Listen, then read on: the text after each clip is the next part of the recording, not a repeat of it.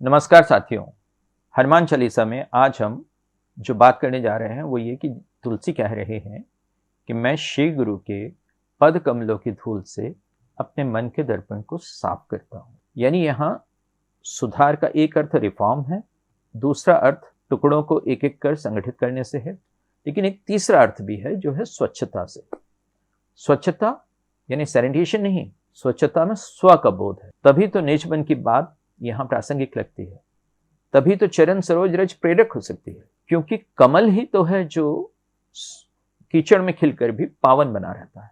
श्री गुरु के चरण इस संसार के धूल भरे कीचड़ भरे रास्तों पर चले हैं, पर उनके पैरों की धूल सरोज रज के समान हो गई है, पद्म पराग के समान हो गई है।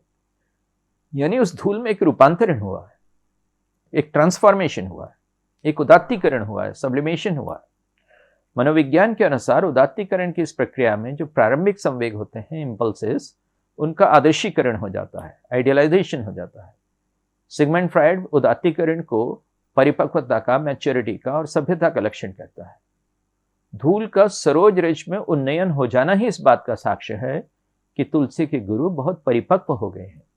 और यह उच्चतर सामाजिक मूल्यांकन इसलिए संभव हो सका है क्योंकि आधार अनुभवों के बहुत प्रारंभिक आवेग अब भाप बनकर उड़ गए हैं और उनमें दमन तथा वर्जना नहीं रह गई है, बल्कि शुरुआती तजुर्बे का प्रज्ञायन हो गया है, इंटेलेक्चुअलाइजेशन हो गया है। हेनरिक हाइन की पुस्तक द हर्ज जर्नी एक जोहान फ्रेडरिक डीवनबाग की कथा बताती है, जो बचपन में कुत्तों की पूंछ काट दिया करता था और बड़ा होकर वो एक सफल और प्रसिद्ध सर्जन भी बना।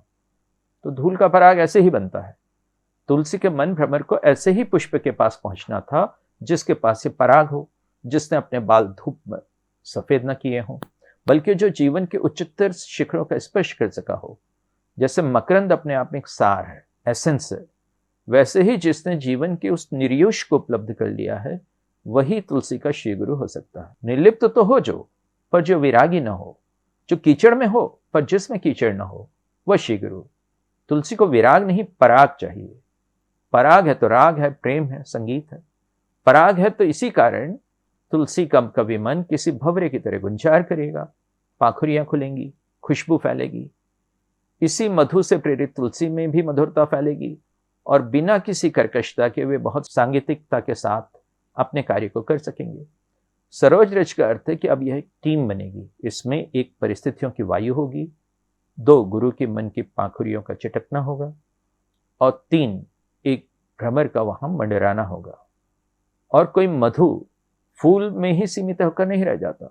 वैसे ही गुरु का संदेश अब तुलसी के माध्यम से एक जगह से दूसरी जगह फैलेगा, बहुगुणित होता चला जाएगा। गुरु के कारण तुलसी की यह यात्रा शुरू होगी। यह सरोज रज स्वयं सृष्टि में फैले हुए प्रेम का साक्ष्य है। तुलसी इसी प्रेम का विस्तार करेंगे, प्रसार करेंगे। आज के आधुनिक मनुष्य की एक बड़ी स्वास्थ्य समस्या है पोलन डेफिशिएंसी की, क्योंकि जिस तरह के इंसुलेटेड इंडोर लाइफ स्टाइल को वो जी रहा है, वहां पराग के प्राकृतिक स्रोत सूख चुके हैं। पराग को पोषण का गोल्ड माइन कहा जाता है और उसका उपचारात्मक महत्व भी है। प्राचीन मिस्र में पराग को जीवनदायी धूल, लाइफ गिविंग डस्ट कहा जाता था। हमारी सभ्यता के सुपोषण और उपचार के लिए भी सरोज रज की आवश्यकता थी, जो गुरु कृपा से संभव हुई। तुलसी उस चरण सरोज रज से अपने मन दर्पण को साफ कर पाते हैं, क्योंकि यह सरोज रज चिकित्सा विज्ञान की दुनिया में भी एक क्लींसर का काम करने के लिए जानी जाती है। ऋग्वेद की तो प्रार्थना ही यही थी, मधु वाता रितायते मधु शरंति सिंधुवा।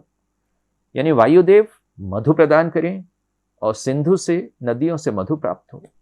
वायुपुत्र का वर्णन करने से पूर्व तुलसी मधु की सरोज रज की याद करते हैं। सिंधु संतरण करने वाले हनुमान की प्रशस्ति से पूर्व मधु शरंति सिंधुवा की बात अपने आप में कितनी मधुर लगती है। प्रणाम।